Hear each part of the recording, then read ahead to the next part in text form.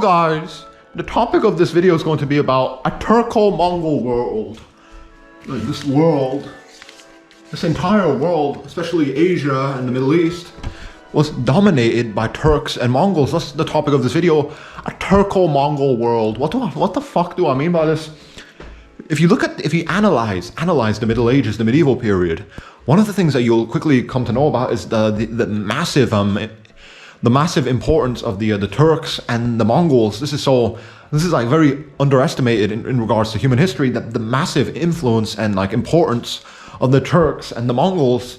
And a lot of us, we don't really appreciate the fact that like we don't really appreciate how like important and influential like these types of specific racial groups are, ethnic groups, whatever you want to call it, the Turks and the Mongols, a Turco-Mongol world. This is so interesting because if you analyze human history, specifically the medieval period, the Middle Ages, you would quickly come to understand and realize the importance of the Turks and the Mongols. And how would you define these types of terminology? What is like a Turk?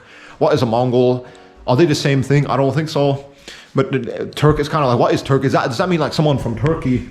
Turk as in someone from Turkey? Or like, am I going to be talking about like from Turkestan or from these types of Central Asian Stan countries? A lot of this is kind of like dubious, but if you analyze specific human history, specifically the medieval period and Middle Ages, you'd quickly come to understand and to realize and to know about like the massive importance and the impact and the influence of the Turkish people, Turkic people, and the Mongolian people, the Mongolic people, these types of Central Asian people, these nomads from Central Asia, from the steppes. These people have completely fucking altered all of human history. Look at all the especially regarding the medieval period, the Middle Ages, all the Ottoman Empire and the Mughal Empire, all these like empires that were so like popping and influential specifically in regards to like the Middle Ages, medieval period. All these empires that were like so influential in Asia and specifically in Europe and the Middle East were like dominated by the Turks and the Mongols. And I don't know if you can't. There's like a bit of a difference between these two like ethnic groups, ethnic labels, whatever. The Pakistani guy, I'm not like. It's very difficult. I mean, at least specifically for me, like a Turk, is that like someone from Turkey, or is that someone like from Central Asia, Turkestan, or Turkey? What is a Turk? It's kind of like dubious.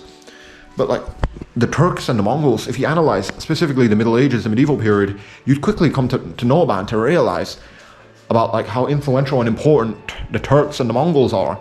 Genghis Khan, I don't even need to give you much of an introduction on Genghis Khan and the Mongols and the Mongol conquest. There's like an awesome YouTube channel called Kings and Generals.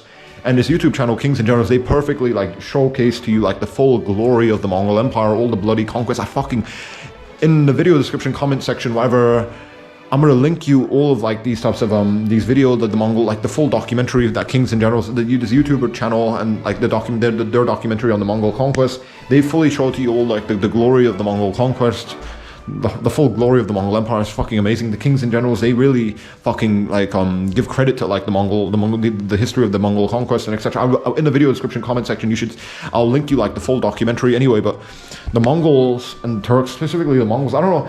Because Turk is kind of like dubious. What is a Turk? Is that like someone from Turkey, Turkish people? Because they're not really like even like properly. A lot of people in Turkey aren't really even. I don't know. They're more like Middle Easterners now, aren't they? But I don't know. But the Turks and the Mongols, specifically regarding the human history, specifically regarding the medieval period, the Middle Ages, they fucking dominated the world in that time period. And I just really come to wonder how and why that the Turks and the Mongols, how did they quickly dominate the political landscape of the medieval period, the Middle Ages? A lot of you are going to be kind of a little bit lost on what I'm trying to talk about and say. Think about it carefully. Look at the medieval period, the Middle Ages, and you'll quickly come to realize that the Mongols and the Turks are so influential regarding like the political landscape of the medieval period. The Mongols, Genghis Khan, he kind of quickly dominated like Iran, like and Eastern Europe and Asia, specifically China and like maybe Central Asia as well. The Mongols and the Turks fucking completely like wrecked the medieval period. They fucking fucked the Middle Ages up. The Mongols were literally like so fucking terrifying. I do believe that Genghis Khan, if there's like I know the Mongol conquest, the Mongols were in Eastern Europe. They wanted to go even further into Europe, but something like one of the Khan's sons died. I don't know if like who died. I don't know who it was. And that basically, like, there was like a succession crisis, blah blah, and the Mongols had to like quickly go back to like Mongolia because there was like some type of crisis. But if you like, and that basically saved Europe from the Mongol conquest. The Mongols were fucking so terrifying and bloody and fucking ferocious. I wonder what it would have, like, you know, if we can go back in time, I wonder, you would just probably see a lot of like Mongolians cutting like people's throats open and like raping women. Maybe you might be into that. I don't know. It's pretty that's very scary to think about indeed. From Mongolia all the way to Eastern Europe here, and here to Iran, and even here a little bit into India and all the way to China. Fucking terrifying. Think about how fucking scary the Mongols were, the Mongolians, the Mongols and the conquests and etc. and stuff.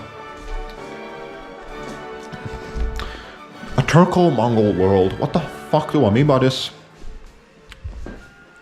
A Turco-Mongol world. A lot of us human beings, we underestimate the importance and the influence of the Turks and the Mongols, and this is like so interesting to carefully think about it, specifically regarding the medieval period, the Middle Ages. Carefully analyze that time period, and you'll quickly understand like the importance and like the dominance of the Turks and the Mongols. And on these two Turks and Mongols, because there was like a lot of intermarriage, interbreeding between these groups. I'm trying like to carefully understand this, like, right, in the medieval period, the Middle Ages, that in the political landscape of that time period was like completely like dominated by the Turks and the Mongols. Again, the Ottoman Empire, that was so fucking influential regarding the politics of Europe, and you got the Mughal Empire regarding, and that was like very important regarding the politics of India. I believe there was like a couple of, like, maybe the Safavids, they were like kind of like a little bit like from Turco-Mongolian stock as well, maybe perhaps. I mean, I know like a couple of the, like, especially Iran, like a lot of the like Nader Shah, he was like, yeah, like ancestry, he was basically a Turk. There was like a lot of Turco-Mongolian people that went into Iran, into Anatolia, into like India as well, and they kind of dominated the political territories there and landscapes, etc. It's so interesting. A Turco-Mongol world. What the fuck do I mean by this? Analyze, look at like human history and look at the medieval period, the Middle Ages specifically. You would see that the Turks and the Mongols were fucking dominating that time period. It really makes you wonder why that the Turks and the Mongols in the medieval period, in the Middle Ages, they came to like completely dominate that entire time period, the political landscape of the Middle Ages. The Turks were fucking, the Ottoman Empire was fucking dominating the Balkans and stuff, and wreaking havoc on all of Europe. And the Mughals and stuff, they were dominating India, and there was other like dynasties that were from like Turco-Mongolian stock, and they were dominating the Middle East and other neighboring territories. Why is this? Isn't it, a lot of us, we don't really even think about this, a Turco-Mongol world. Look at the Middle Ages, medieval period, and you would see like how fucking the dominant the Turks and the Mongols were. Genghis Khan, I do believe the Mongols, if they didn't suffer from any type of succession crisis, the Mongolians, they probably would have pushed all the way deep into Europe. They probably would have went into France and completely took over that territory. They would have made it all the way to France and etc. and stuff. The Mongols, they really wanted to go in deeper into Europe, but what stopped them from doing that was like a succession crisis, and that's quite interesting. But a Turco-Mongol world, look at the medieval period, the Middle Ages, and you'd quickly come to realize the dramatic impact and influence of like the Turks and the Mongols. So interesting. The Turks and the Mongols, they fucking dominated the medieval period, the Middle Ages, and etc. And and it makes you wonder, why did they do that? Why didn't, like, specifically like the Mongols, why did the Mongolians, why did they manage to take over Eastern Europe, the Middle East, and etc. and stuff, and the Turks and the Mongols, why did they do this? Why didn't the Chinese do this? That's what I'm really wondering about. The Chinese were like more, they've been like kind of sedentary, they had like, they were more sophisticated, they were more intellectual, but the Mongolians, they're the ones that quickly managed to like quickly dominate Asia and Europe and Middle East. Why is that? Why didn't the Chinese dominate in the same way that the Mongolians did? It really makes you wonder why. Because the Chinese were more sophisticated, intellectual, the Mongolians were just nomads. Maybe that's why, maybe that's the reason why, because once you become like kind of like too comforted by society and civilization, that kind of like reduces your like ferociousness and stuff, and you become kind of like domesticated and a lot more effeminate and stuff, and not willing to go and fight. If you're just a nomad in like some shithole, and life is like very cruel towards you, you're not gonna give a fuck about like dying in a battlefield. You're just gonna fucking go forward and just fucking not give two fucks about dying in a battlefield. Maybe that's why the Mongolians, they just dominated Asia, Eastern Europe, the Middle East. They just did that because they just couldn't give a fuck. They couldn't give a they couldn't care less about fucking dying on the battlefield. Whereas, you know, the Chinese were so like comforted by their society, civilization.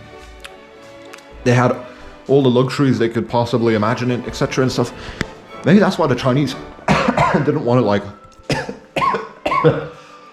Oh fuck! Am I dying? Am I fucking dying now? Am I dying of some type of cancer? I don't know.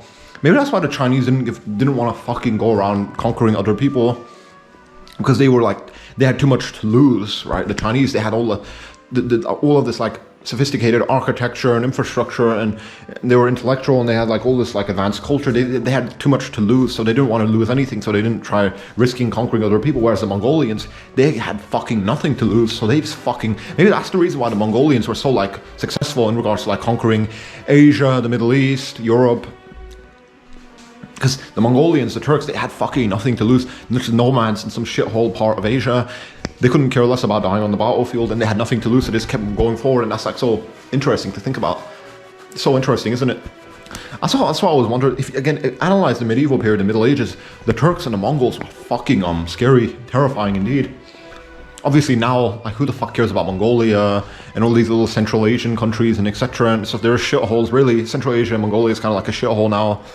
Turkey is like a shithole as well.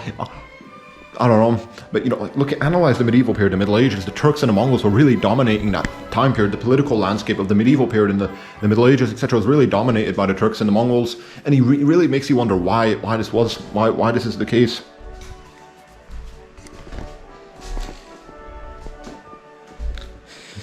It really makes you wonder why this is the case.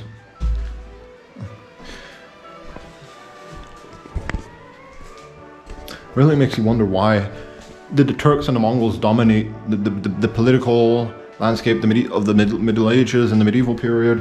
Why the Turks and the Mongols came to dominate that time period? Really makes you wonder why didn't the Chinese manage to do that? Why didn't any other type of ethnic group manage to do that to the extent of the Turks and the Mongols? And really a Turco-Mongol world.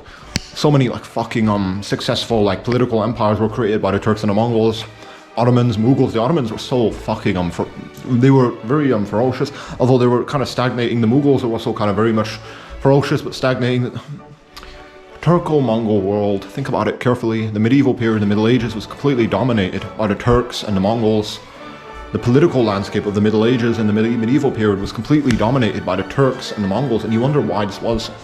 Why didn't the Chinese do that? Why didn't the Chinese conquer Asia and Europe and like the Middle East? Why was it the Mongols and the Turks?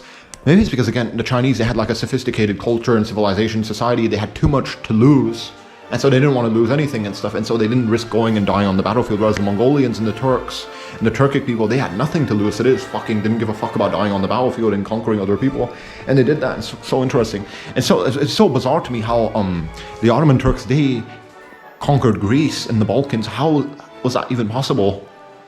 Because I do see like Greece, like intellectualism. The Greeks were very intellectual. They were like very sophisticated. They had like a lot of sophisticated things, and they could easily like create advanced weaponry to defeat the Turks. But the Turks managed to conquer Greece and the Balkans, the Ottoman Turks. I wonder why that is the case and stuff.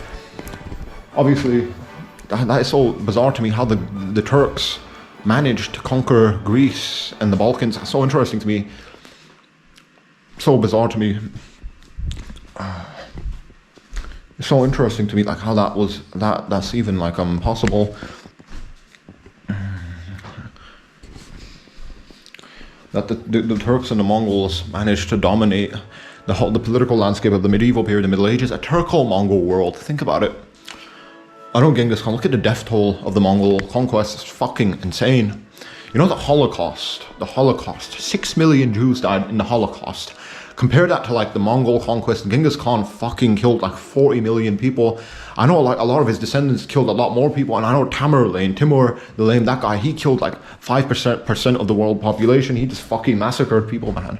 So insane. The Turks and the Mongols were so fucking ferocious. So ferocious, they fucking quickly changed all of human history forever. I think about 40 million people have perished. Something similar to that have perished. I'm not a statistician. I'm not a data statistician. I'm not like too like comfortable with talking about like statistics and data.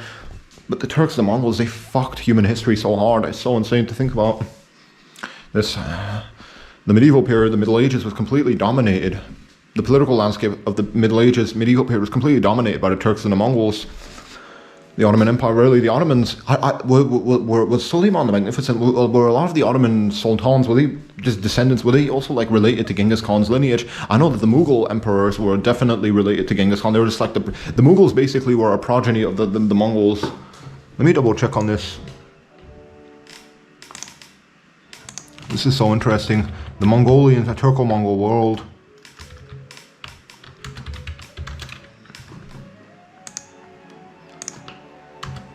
Let me see that.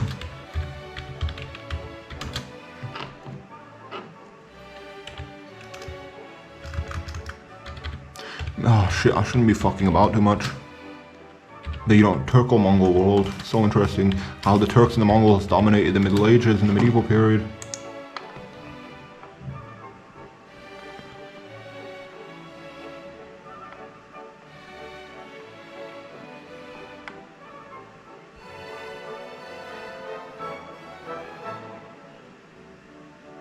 Yeah, okay. Suleiman, mother Hafsa Sultan, was traditionally believed to be a daughter of Crimean Khan Mira, who was a descendant of Tuktimur, son of Joki, and therefore a grandson of Genghis Khan. Okay, so... Okay, I'm not too sure about that, but I don't know if there was like a direct relationship between the Ottoman sultans and the Genghis Khan anyway, but the Ottoman Empire was built by like Turkic people, and the Mughal Empire was built by Mongolians, etc. It's so interesting, the Turks and the Mongols. How and why did they come to dominate the Middle Ages and the medieval period? We'll never know. I believe one of the biggest reasons perhaps was that they had nothing to lose, the Mongols. Like Mongolia is kind of like a shithole, who like, if these Mongolian people, if they just kept pushing even more into other people's territories and countries, like what the fuck do they have to lose? They have really nothing to lose. Maybe that's why the Mongols were so fucking ferocious and successful at conquering other people and territories and nations. They had nothing to lose. Maybe that's why, again, the nomads, what really links the Mongols, Turks, and all these steppe Eurasian people together is the fact that they're nomads, as in they just kind of subsist off of like maybe cows and other things similar to that. Not cows, but something similar like camels, whatever. They just subsist off of like things like animals and stuff, and they don't really like, not into agriculture too much. Maybe that's the reason why they were so dominant anyway. But I wanted to really now carefully discuss and talk about like the Turco-Mongolian world. Like the Middle Ages really was just like a Turco-Mongol world. It was like a world, the whole Middle Ages, medieval period, was completely dominated by the Turks and the Mongols. From Eastern Europe to Anatolia to India, all of Asia, like a lot of Europe was like completely dominated by the Turks and the Mongols. What the fuck, man? How the fuck is that possible? People from here, they completely conquered this whole territory. The Ottomans were controlling a lot of Africa as well, so that's such a massive influence the Turks and the Mongols had. They fucking completely altered all of human history. They altered all of human history. They dominated the political landscape of the medieval period, the Middle Ages. Again, why did they do that? Why didn't any other type of ethnic group try to do that? Obviously maybe I'm being a dumbass, because later on the Europeans and European colonialism happened, and I know the British, they controlled a lot more than the Mongols ever had and tried to, and more than the Turks as well. So so interesting, the medieval period, Middle Ages. Again, the medieval period, Middle Ages, that entire political landscape was completely dominated by the Turks and the Mongols. It makes you wonder why. Why? And now, obviously, in our modern day and age, Turkey's like a shithole, Mongolia is shithole, all these Central Asian countries are kind of shitholes. It's very interesting, isn't it? Because in the medieval period, the Turks and the Mongols were completely dominating, and now it's kind of like the other way around. The Europeans are in control now and stuff. It's kind of interesting how the power, like, pendulum swings. Anyway, but the Turco-Mongol world, what the fuck do you mean by that? That sounds so weird. Look at the medieval period, analyze the Middle Ages, you'll quickly come to realize and know about how influential and important the Turks and the Mongols were regarding that specific time period, the medieval period, the Middle Ages. Why though? Why were the Turks and the Mongols so like important and like influential in this type of time period? Maybe it's perhaps because the Turks and the Mongols, nomads, they couldn't give a fuck about dying on the battlefield, and so they risked everything, and they helped expand their civilization empire. Maybe that's why. I always wondered why the Chinese never managed to like conquer Europe or the Middle East or Asia. The Chinese never managed to do that. Why is that? But the Mongolians, they managed to do it, and the Turks as well. They managed to conquer Asia and Europe and Africa and stuff. Why didn't the Chinese ever try to do that? They always were stuck in China. That's so interesting to me. The Chinese never managed to completely expand their political empire, but the Mongols, they did that so much more efficiently. We'll never know. But, a Turco-Mongol world, if you analyze the medieval period, the Middle Ages, you'll quickly come to know about the importance of the Turks and the Mongols and how ferocious and violent they were and how influential they were and how they quickly dominated like the politics and etc. of all of like Asia and Africa and Europe and etc. and the Middle East. That's so interesting to me. And that's about it.